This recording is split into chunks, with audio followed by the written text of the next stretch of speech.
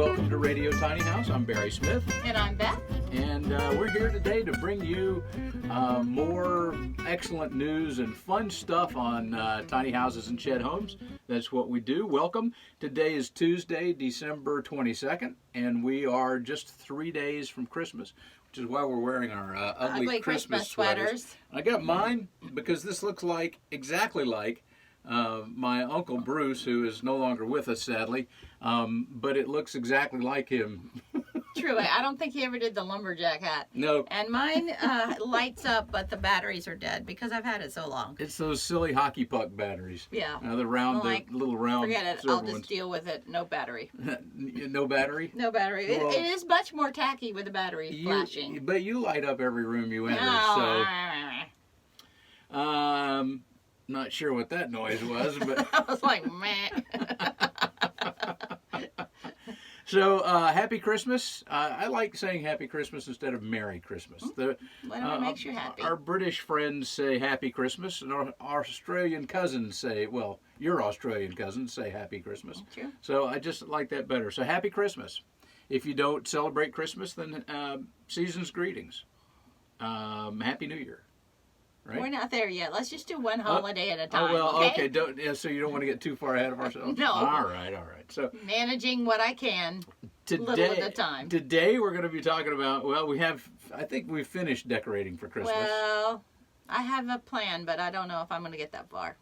You know, life. That's true, life, and we're still in the midst of a couple of projects around the house that are not necessarily Christmas related, but the front deck is being stained, finally. Yes. After, 3 years now? No, maybe about that.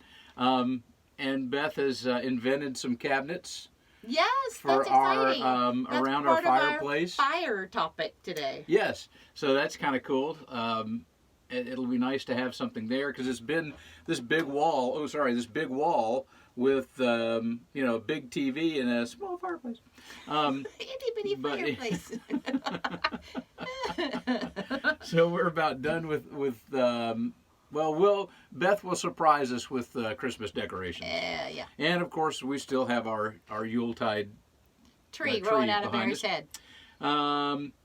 Today we want to talk a little bit about more reasons to go tiny or sheddy, and there are quite literally as many reasons to go tiny or sheddy as there are people that would want to go tiny or sheddy.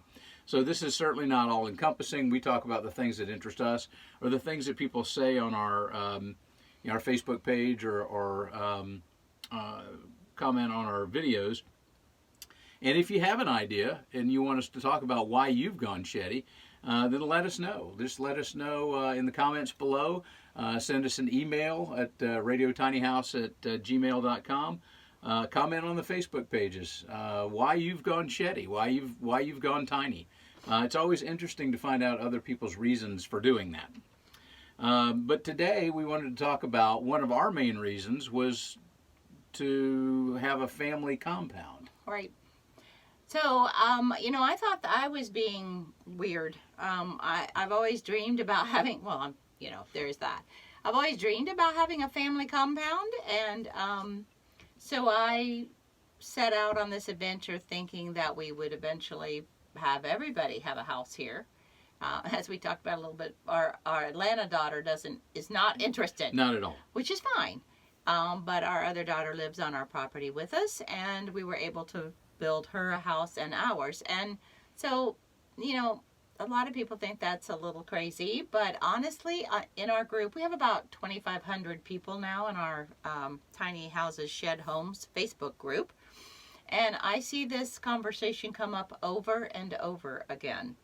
I really got into nerdy architecture-dom by reading The Pattern Language, which is written by Christopher Alexander. No. It was before that because we've talked several times about how you inspired me.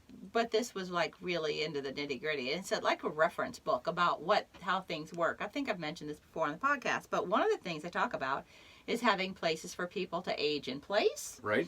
And having they call it teenage society, where teenagers can have their own space. So one of the things we have on our agenda is to try to have our teenager granddaughter have a space of her own on the property. And that will be probably 120 square feet, because that's what we can build without permitting on Right. our property. And get her her own. And it's always best to stay in the law. In the law. We're supportive of that. So we're trying to figure out how to build her own space. But yeah, so our family compound is right now filled with children running back and forth between the houses, filled with multiple animals that belong to different people. People only a few of them are ours. Right. People have different roles. You know, some people take care of some of the animals, some people others. We all kind of fill in and do the parts in our family compound. So for us, it really works. I've seen people want to have like exploded houses, you know, like a shed, like on the side, and parents have live in the main shed. Right. And they talk about changing roof lines. I'm like, don't change roof lines, just make hallways, make porches, whatever. Don't add roof lines, because it's really complicated. Or explode it. Like there's, I think it's called My Little Homestead, and these guys out in Texas where they're building the earth bag homes. Mm-hmm. There's a main house, and then every kid has an earth bag built bedroom of their own. Now, earth bag is a lot of work, and they seem to be happy to do it. That's not something I want to do, but if you're looking at a shed situation, you might find that the shed exploded house works for you. Right. So anyway, that's one of the main reasons that we decided to go tiny and have a property. And I think a lot of people are really drawn and attracted to the whole notion of a family compound. Right. And I think now, when life is kind of hard financially, kids coming out, they've got all this debt and whatever, and we don't live in communities like we used to. We've just kind of scattered, and subdivisions are not what old-timey communities were in Right. cities. And I think really having multi-generational living is a really helpful, even if it's not multi-generational, maybe if it's multi-people farming together in some sort of co-housing or whatever. Right. But, I think that's just really supportive. And I think we need, as a society, we don't need to be living these insular lives, because we have these ideas of a nuclear family, a mommy, a daddy, and 2.5 kids, and all that working perfectly. And most of us don't live in those sort of families. Right. I've always wanted to know how you have a half a kid, but right. I'm moving my microphone. That's fine. Move your microphone. So anyway, that was one of our main motivations. It was, and of course, some of what we've done here has been born out of a book that we read, or a series of books that we read we've talked about this before, by Jack White. Oh, yeah. We had this idea of what we could do. It turned into that, because there's no blacksmith shop, and there's no, all the stuff that they talk about in the books. Great series of books, by the way. You need to say what it is. Jack, you can't just Jack dangle White. that. It's the Camelid Chronicles. It's about the history. It's fictional, of course, or maybe, who knows, about Roman Britain, and about how Britain was born out of the Roman occupation, and when the Romans left, the void of power that was there. It's just and very, sounds very really interesting dry book. the way you describe it, but it was really fast. It's one of my favorite books. It's fascinating. They're a great series of books, but they build this fascinating community, and that's one of the things that when my dad grew up, and I'm not going to go say, oh, well, my dad, blah, blah, blah, blah, wore shoes with holes in them and tinfoil. No, they didn't even have tin back then. He grew up in a multi-generational household, and he had aunts and great aunts living with him. That was also common back in the, I don't know what that would be, but in the 40s, 30s 50s, and 40s. 60s. Yep. That was, let's say 50s. That was really more common. And then once they started building little subdivisions, and I always think about Back to the Future when he comes in and he sees that little new subdivision that's being built in the 50s. That's kind of when our whole society started to shift into these subdivisions with mom, dad, and the kids right after the war, and inexpensive housing and that kind of thing. And we've gone from family groups to isolation in the suburbs, because when you think about it, that's what it really is. We isolated ourselves from our families when everybody moves away to wherever it is that they go. Then you move into a subdivision, and most subdivisions, we've lived in several subdivisions, and the neighbors Against our wishes. And the neighbors don't even. We don't even know You them. don't know your neighbor. It's sad. Usually, everybody looks about the same age. They look about the same kind. They look about the same color. They're very what would that be? Homogenetic? I don't know. No, that's what's that word? the opposite. But yeah, I know what you're saying. But we've isolated ourselves by color, by class, by social whatever, by jobs in some cases. Right. And it's, I. But what makes cities vibrant is a lot of different people, right? And so I think in our communities, many of us that are living in shed homes are driven out of those communities because we don't have the options in cities to do what we want to do, That's exactly right. So I think if we can figure out a way to make us have those different, the easiest way is multi-generational, right? And then, I have a dream of just putting some of these shed communities. I didn't want to say subdivision. No, it's not. No, because that's not what it would be. Communities and subdivisions, completely different things. But like shed pocket neighborhoods, I call them. I have the dream of doing that, and someday I will. So anyway, I think that it's really healthy to have an interchange of ideas. I think it's really healthy to have an interchange of people you care about, and it's working for us. It is, and I love being here with. Anywhere Beth is my home, and so it could be a dirt, brick, adobe. Well, we're trying not to do that. But I love having Caroline here, and I love having the grandkids here because it's our whole day is full of energy. Sometimes that's a bad thing. Yeah. But try to get anything done with little people under your feet all day long. That want, that will also want to be with you and have your interaction. But it's just so nice to have everybody here. Yeah. I wish our eldest daughter was here. Well, it's not perfect. I mean, sometimes there are bumps. It's okay. There are. It's family. It's family, exactly. But anyway, that's why we decided to do it.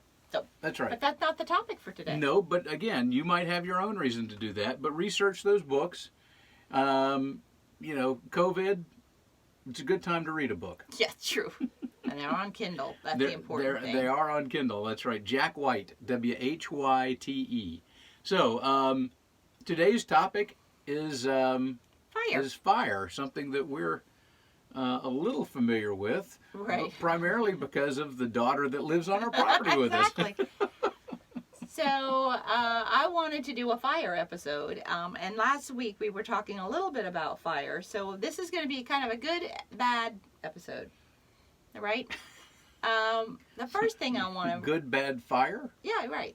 There is good, bad fire. There is good, bad fire. The first thing I wanted to talk about when we started talking about the fire episode is I knew I was working on this video that we'll talk about it at the end. But a little teaser. Yeah, it's a teaser. But no, we were talking about shed dwelling last week. Right. And talking about egress. Right. And so many people are building sheds and living in the lofts, and they're building, whatever. They've got one little door out the front. And it made me think about a story that we had, and I wanted to share that with you because I think this underscores kind of who we are as humans. So our daughter that lives on our property was a teenager, and she was taking a shower in our house. Master bathroom. It's one of those 1960s houses, and the master bathroom is like as big as a postage stamp, right? And so it had a shower and a toilet and a wooden cabinet and right above the toilet. Well, of course, it is a sink. But the important pieces was the shower and the toilet and the wooden cabinet. Anyway, so she decided to burn a candle in there and didn't realize that there was a little towel hanging off that wooden cabinet. So the towel caught on fire. The wooden cabinet caught on fire. And guess what was in the wooden cabinet? Like 30 bottles of perfume, Yep. which is all alcohol. So she started yelling, "Mom, there's a fire." So I ran in. I wasn't home. He wasn't home. He was at work. And I worked from home. I worked from home most of my career. Right. And if I wasn't home, I was traveling, and then come back home. But anyway, so she screamed about the fire or whatever. I don't even remember what she said. So I went running in with a fire extinguisher to put it out. Well, I was so panicked that now I see the flames crawling up the bathroom, on the wooden cabinet, headed toward the alcohol in the perfume bottles, that I was like, I freaked out, and I could not figure out how to use the fire extinguisher.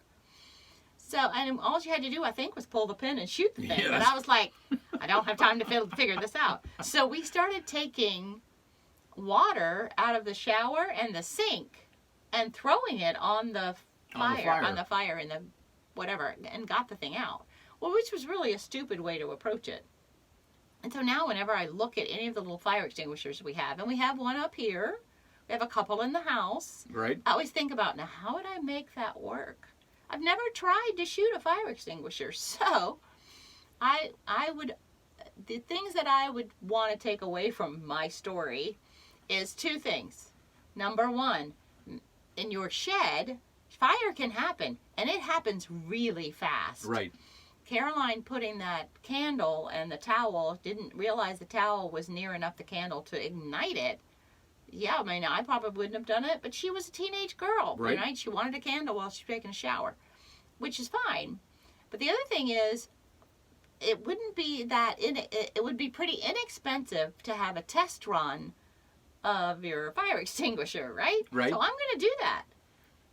They're not that much. How much are they at Home Depot? Like $14 or something? No, to get the type we have is about 50. Oh, really? Yeah. Okay, well, still, I think it's worth it to do a dry run so we all know how to use the fire extinguisher first. Second, and wherever you are, that's important to know. And second off, if you're building a shed home, please read up on your local. If you don't have to build it to code, who cares? Read up on what is an egress so you can get out. If you're in a loft and underneath you catches on fire, how are you going to get out? Yep. Have windows in your lofts, if you can, that you can get your body through. And if you need to get your body in a space where you can get through a window, then do it.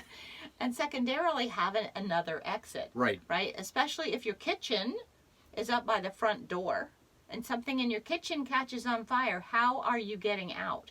You can Google, and I did the other day, YouTube video or whatever, about sheds catching on fire. Usually they're not shed homes, right? But sheds, I mean, think about what we put in them. Lawnmowers, gasoline, paint. And then if people are building shed homes, what are we sitting in our shed? It's lined with wood. Right. Right? Sheetrock is a lot more fire retardant than wood. But if you got a whole house full of wood, and wood, tongue and groove wood like we have in this back space, then that is just a fire waiting to happen. It so is. Have ways to get out of your shed. Think about egress. Of course, think about not catching it on fire first. But also think about getting a fire extinguisher and letting everyone in your house shoot it. And make sure you have one nearby so you can put things out. Right. That, that's a really important thing I think we need to talk about. But of course, I think about fires around where it's cold, around the holidays. We're talking about fireplaces. Everybody's got their wood. A lot of people in my shed groups have wood burners. Right. Some of them are adorable, tiny little ones, which are great. But they also are another fire hazard that you might not have. Like you've got this in your wooden shed that may not necessarily be up to fire code, and you've got a wood burning stove in there. Right. So think about, be smart. Well, code is the law. But if you live in an area where there is no code, then at least use common sense. Right. And put a second door in. Put a larger window in that's an egress window that Egress you can meaning exit that you can punch out and get through without having to break glass and then crawl over broken glass, because that's a pain in the glass. Yes, it is.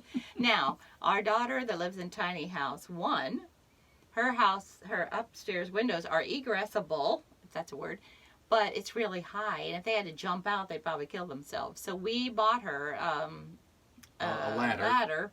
Now, I don't know if I know where it is, but they have a ladder to get out. I don't know where to crawl out of their egress windows. So, think about those things too. Now, not all shed homes are low loft barns like we have. We have a tiny house, right?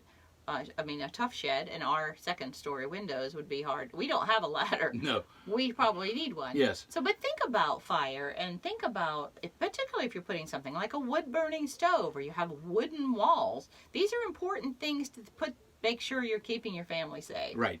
Yeah, and Fire again, extinguishers. not necessarily about code, although it could be in certain areas. It's just common sense. Okay. Do a fire extinguisher drill. I think we're going to do one. I've been in healthcare most of my career, and every hospital I've ever worked at, every year we had to pass a test on fire extinguisher use. Yep.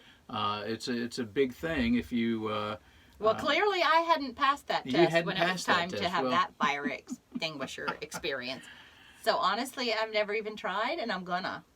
Yeah. It just, you need to be able to just use muscle memory when you have an emergency. Yeah, I mean, and the cost of a fire extinguisher to practice with is insignificant when you compare it to the belongings or life. So. Exactly. That's all I wanted to say about fire. Except we'll talk about my fireplace video after we do today's news. Yes. Well, I had one other thing to say about fire. Oh, about sorry. that story. Oh, so, I was going to skip that part. Because it's so silly. They decide. I'm at work at the hospital, and he's Mr. Safety. I'm Mr. Safety, and I'm Mr. Smell. I have a perfumer's nose. I can smell anything. And which is both a blessing and a curse. And they decide to concoct a tale. No. I just said, after it was all over, I said, don't tell your father. I yanked that wooden cabinet off the wall. I don't even know how I did it. I was like freaking out. We got all the perfume out. I yanked the cabinet off the wall. And of course, there's like black smoke all in this tiny little bathroom. And I said, don't tell your father. Now, how the hell? I'm sorry. This is a PG. Well, I think that is a PG word these days, isn't it? How the heck? Did I think he wasn't going to notice it? I don't know. It was crazy. So I walk in the door. The first words out of my mouth is, "What burned?" And of course, I had thrown the wooden cabinet out in the yard, so it's like, oh goodness. Anyway, that was quite silly, but funny. Fire is good if you're trying to warm yourself. It's bad if you're trying to burn your bathroom up. Okay, so enough of that. Be careful around fire. Yeah, and don't do silly things like that. Kids, don't play with matches. Right. Or lighters. Okay. Enough about that. Moving on. Oh, yeah. Today's news, we don't have a lot. It's tiny house news or shed home news is not something that's in the news on a daily basis. So I don't know. I see it everywhere I look. Well, you can find some things to talk about. So the first thing is that in Pennsylvania, there's a little bit of good news here. Most of us know that most big cities around the country have homeless problems. There are thousands of people all around the country that are homeless that congregate in big cities. And, in Atlanta, what we're doing now, we don't live in Atlanta, but Atlanta's our close big town. They're putting massive granite pieces under the bridges so the homeless people don't set up their tents there, which I think is a little tacky. They've been doing it on the highway right at I-75 and I-20 for years.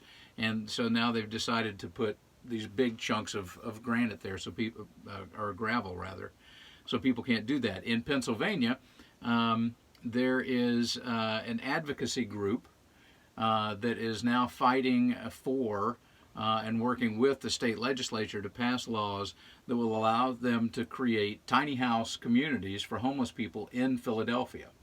Well, they have those in Seattle, but let's back up and say that in Atlanta, they just passed accessory dwelling units. Right. So I think some of the people the tricky part of all that is once those accessory dwelling units come in, and now we have the Airbnb phenomenon, people have started in California anyway, instead of using them for, quote, homeless people or people on the lower spectrum of life, right, financially, then they are using them for Airbnb rentals. Right. So it's kind of a catch-22, or has become a catch-22. So they're working through that. Some accessory dwelling units say that you cannot charge rent for them. Right. And that's a problem too if you're trying to help somebody. So I think there'll be some parts that go in both directions, I guess. But yeah, so Philly, in Pennsylvania, Philly, I'm assuming it's Philly, they, they'll have to hammer those things out. Right. Well, it's specifically for Philadelphia. But if they do it once the state legislature passes a law that will allow that to happen, then it could happen in Pittsburgh or wherever too. Yeah. So, yeah, so cool. So that is cool. Yeah. The second thing is a reminder. Well, not really a reminder. It's an announcement. The Great Tiny House Show, which is I guess that's a national company, right? I think so. I think they do several. So there'll be a Great American Tiny House Show will be in Arlington, Texas on January 16th and 17th. And as far as I know, that has not been canceled due Right. to COVID. So I double-checked it this morning. Did you? Okay, so if you live in Texas, it'll be in Arlington on the 16th and 17th of January 2021. And the same group, Great American Tiny House Show, will be in Tampa, Florida on January 30th and 31st. Right. Now, I think that, you go there with your expectations, sometimes you'll be able to look through tiny houses, sometimes you won't have that many. I don't know with COVID how much they're doing. So just do some research before you go and make sure that that's going to be what you're looking for. Many of our listeners are shed folks. Right. Not tiny houses on wheels. And so it's harder to haul a shed to a show. It is. Although we've talked about trying to figure out how to put a shed show together. But anyway. We have indeed. I think we need one. I think there we needs do. to be something for people that are looking into to living in a shed. Now, we had one a couple of years ago down south of Atlanta in Hampton, which is where the Atlanta Motor Speedway is. And on the infield of the Atlanta Motor Speedway, there was a tiny house festival. And there were 2 drag and drop sheds there. Right. That were I don't think they were like if I shotgun recall, houses. I don't think they were. Yeah, like our lofted barn kind of. Yeah. I don't think they were finished on the inside. They just had the shed itself, right? It's been no, a while. one of them was finished because I remembered the floors, but they didn't have furniture in them because that would be heavy to move. But right. It was. Of course, we saw the barn, that red barn tiny house, which is one of my favorites. That was adorable. But, and the fire engine one, yep. all those were really cool. But those are on wheels, and again, not everybody wants to live that way. Right. We lived in a camper, and we do not like the whole, worrying about your water lines freezing, worrying about your plumbing, blah blah blah. So we don't love the tiny house on wheels experience unless we're traveling. Right. I don't mind traveling that way, but I don't want to live in it full time. So, anyway. You're right. We do need to put together A shed a show. national shed show. Shed show. Got Okay. it. Okay. That's our goal for 2021. I don't know if it's a goal for National 2021, but shed maybe show. we'll do something. I'm talking to some people. All right. So I think that's it for the news. And the fun news is that Beth made a fireplace video. I did. So I follow all kinds of people that have built sheds for obvious reasons, because a lot of people have followed our shed. And by the way, I went and did another recalculation of our shed. And several people have made videos of it, by the way. And one of them has 21,000 views of our shed, just using an article, talking about one of the articles. So it's just sort of weird to see all that. But I've gone back and looked at the other blogs and things, and our shed now has been shared about 1 million times. That's amazing. It's amazing. So, yes, I mean, it's a compliment, We should obviously. give ourselves like the plaque? YouTube, like a YouTube plaque. Yeah. We've been shared 1 million times. But what's important about that, yeah, I mean, you know, it's a compliment, obviously, because our shed doesn't look like a shed. It looks like a house. Right. But I think what's important is that people are questing so much for something like what we've done, and they just have no idea where to start. Right. We didn't. Nope. I just started digging in. But anyway, back to... so anyway, I'm involved in a lot of these shed groups, and I see things that come through that... and I wanted to make a fireplace video for Christmas that would be specifically centered on shed homes and tiny homes, but I didn't really find a tiny home that I wanted to use. So these are all shed homes and cabins. But so what I've done is I've interspersed shed homes with some Christmas music and then lots of fireplacey crackles. So if you are interested in a shed home fireplace video, email Barry at radiotinyhouse@gmail.com. Right. He will send that to you. I'm going to post it. It's on a YouTube video, so I'll post it in several places, and I'll post it in our Tiny House Shed Homes Facebook group, right, so people can grab it. But anyway, I just thought that would be fun, and you know, I love doing video. I didn't know that I loved doing video.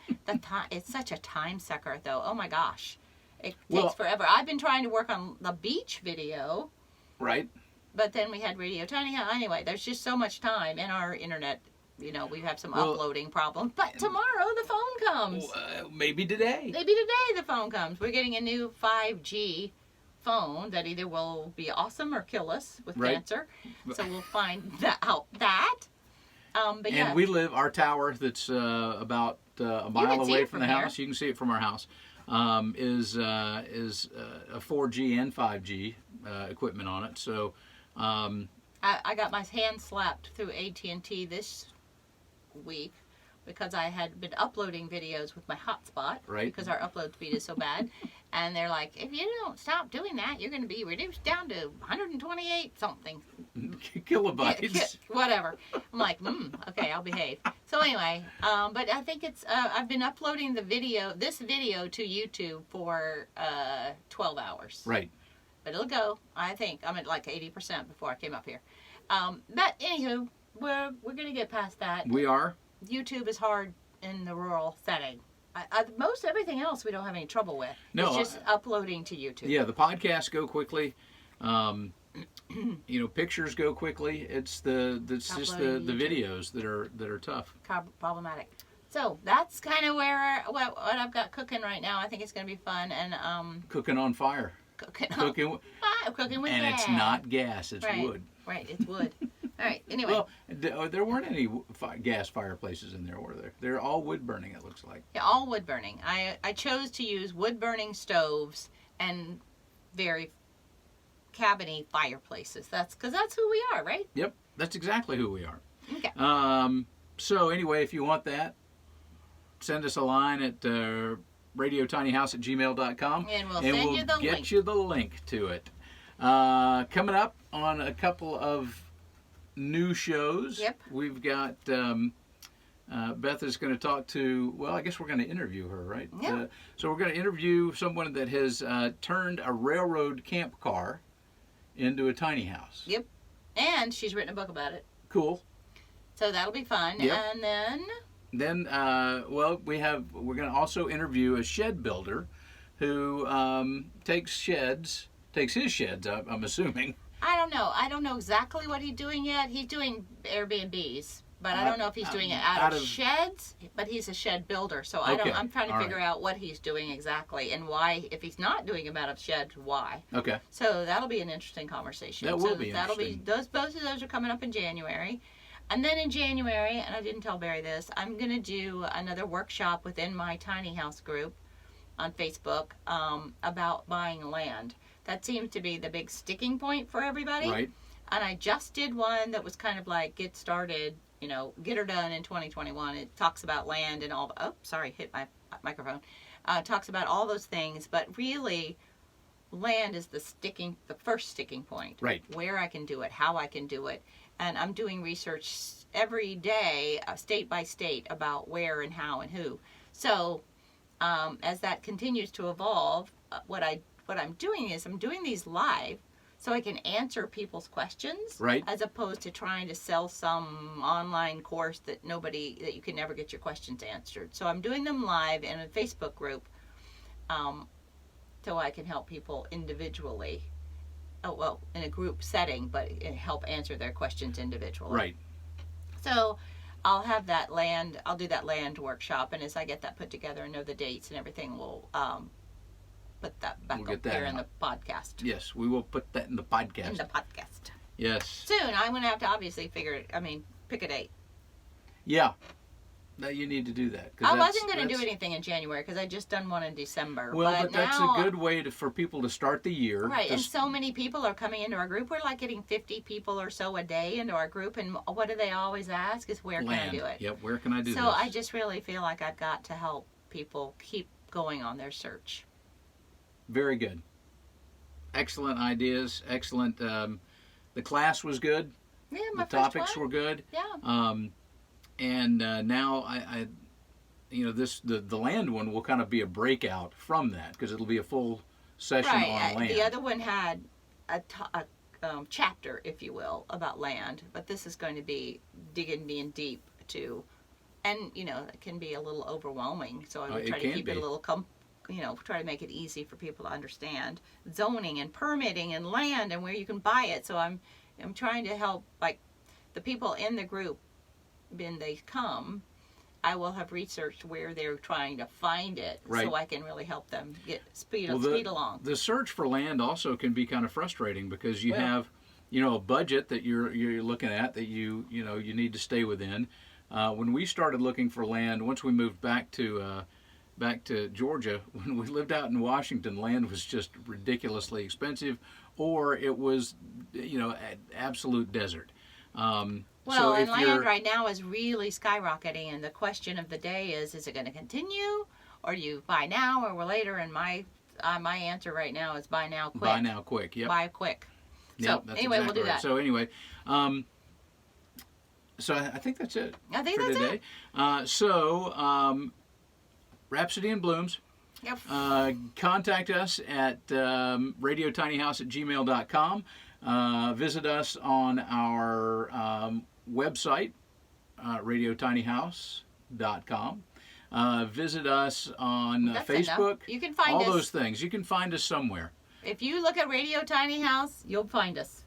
Somewhere. Yeah. There'll be links or whatever. You can find us. Oh, we're now also, podcast is now on iHeartRadio and TuneIn. Right. Oh, and I should say that we do this as a video and as a... Right. So you can watch our podcast on YouTube, on Radio Tiny House on YouTube. Right. And as we start interviewing more people, like these people that are coming up, they will be on video. Right. So we can make that work. Cool. All right. Well, I have the technology. We can build it. We have the technology. So again, Happy Christmas. Happy Christmas. And we will see you next week. Bye. Bye. And wear your ugly Christmas sweaters. Wear your ugly Christmas sweater. Send us pictures of your ugly Christmas sweaters. That'd be a lot of fun. Or scary, I'm not sure. All right. Thanks. We'll see you next week.